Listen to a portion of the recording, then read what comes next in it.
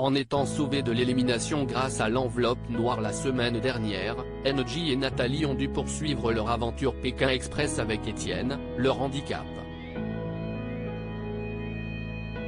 L'ex-candidat de la saison 15 cesse de confier à Télé Loisirs sur son retour dans l'émission et sur les liens qu'il a tissés avec son binôme.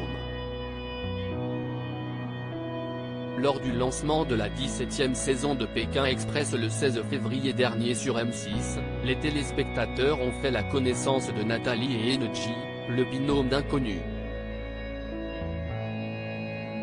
Depuis le début de la course, elles ont toujours réussi à se qualifier pour l'étape suivante. Mais la semaine dernière, en arrivant en dernière position de l'étape, elles se sont retrouvées en duel final face à Paloma et Jason. Et malheureusement, NJ n'a pas réussi à prendre le dessus sur son adversaire.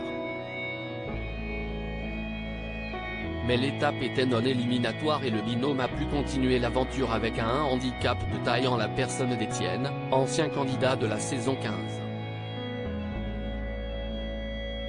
Pour Télé Loisirs, il cesse de confier sur son retour dans l'émission, livrant au passage les rapports qu'il a entretenus avec NJ et Nathalie sur le tournage. Étienne, Pékin Express 2023, j'ai eu connaissance de ma mission 48 heures avant de partir Télé Loisirs, pourquoi avoir voulu revenir dans Pékin Express sachant que votre première expérience s'était soldée par un abandon? Étienne, j'avais l'impression l'année dernière de ne pas avoir fait le tour de la question. J'étais déçu de moi, de ne pas avoir pu résister psychologiquement à cette épreuve et de ne pas avoir fait ce qu'il fallait. Vous regrettez d'avoir abandonné? Non, je ne le regrette pas. C'était une décision sur le moment. Mais j'ai regretté après, surtout quand ça a été diffusé. Mon abandon a été beaucoup critiqué. Vous revenez pour une mission inédite, puisque vous êtes l'handicap du binôme d'inconnus, NJ et Nathalie. La production vous a-t-elle directement mis au courant du rôle que vous alliez avoir? Après la diffusion, j'ai envoyé un petit mot à la production pour dire que je regrettais. J'étais alors en contact avec eux et ils m'ont demandé si je voulais revenir.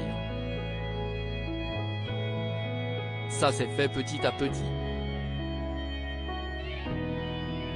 Il y a eu plusieurs échanges. Pour moi, c'était beaucoup plus confortable psychologiquement de revenir sans être dans l'élimination. Ce qui est désagréable, c'est que je m'investis énormément dans ce jeu, même si ça ne se voit pas forcément à l'écran et après vous êtes éliminé au bout d'un jour ou deux, c'est assez traumatisant. Je ne voulais rien savoir sur ma mission. Je l'ai su 48 heures avant. Comment vous êtes-vous senti dans ce rôle? J'ai fait la course comme si ça avait été pour moi, et peu importe avec quel binôme je me retrouvais. Ça a été le binôme d'inconnus, c'était le fruit du hasard. Il y avait deux personnalités différentes. Je me suis adapté à elles. J'étais angoissé pour Nathalie et NJ. Vous étiez dans quel état d'esprit? J'étais dans l'état d'esprit d'arriver le premier. Je voulais jouer, faire du mieux possible, mais ce n'était pas la même pression que l'année dernière. La deuxième journée, on était vraiment en retard, j'étais démoralisé. J'ai eu une demi-journée comme ça, un peu angoissé. En fait, j'étais angoissé pour Nathalie et NJ. Je me suis mis à leur place, mais j'ai enlevé ça de ma tête, pour ne pas stresser tout le monde. Ce qui a été le plus difficile, c'était l'autostop, mais comme on est à 3, c'est encore plus compliqué. Puis il y a eu la barrière de la langue. Oui, tout à fait. c'était fort désagréable pour moi. Ils parlaient tous espagnol. Nathalie et Angie qui me faisaient des leçons d'espagnol, je ne savais pas ce que je devais dire, c'était une vraie catastrophe. En plus, j'ai horreur de cette langue, je trouve ça moche. Ça aurait été de l'italien ou du grec, j'aurais fait l'effort, alors vous imaginez qu'en 3 jours de tournage, je n'allais pas me casser la tête pour apprendre 4 mots d'espagnol. Après, on se débrouille avec les mains, et les gestes. Quel lien avez-vous tissé avec Nathalie et Angie pendant l'aventure?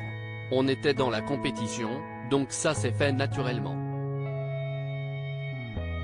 Nathalie parle beaucoup, donc discuter avec elle, c'était facile. Angie est plus renfermée, en bougonnant de temps en temps parce que je ne faisais pas ce qu'il fallait. Je ne suis plus en contact avec Angie et Nathalie. Vous l'avez senti agacée parfois? Oui. Je l'ai beaucoup énervée je pense. Nathalie aussi, mais elle l'exprimait. Après, il n'y a pas eu de malentendu. Vous êtes toujours en contact avec elle aujourd'hui? Non, pas du tout. Je les ai très peu vus après. Ce défaitisme légendaire qui vous caractérise, vous l'exprimez aussi dans la vie de tous les jours? Je ne suis pas un grand optimiste, ça c'est sûr. Mais je suis plutôt assez réaliste par rapport aux situations, surtout de par mon métier, la médecine générale. Je me rends compte des situations. Depuis votre participation à l'émission, qu'est-ce qui a changé dans vos rapports avec vos patients? Ils sont contents.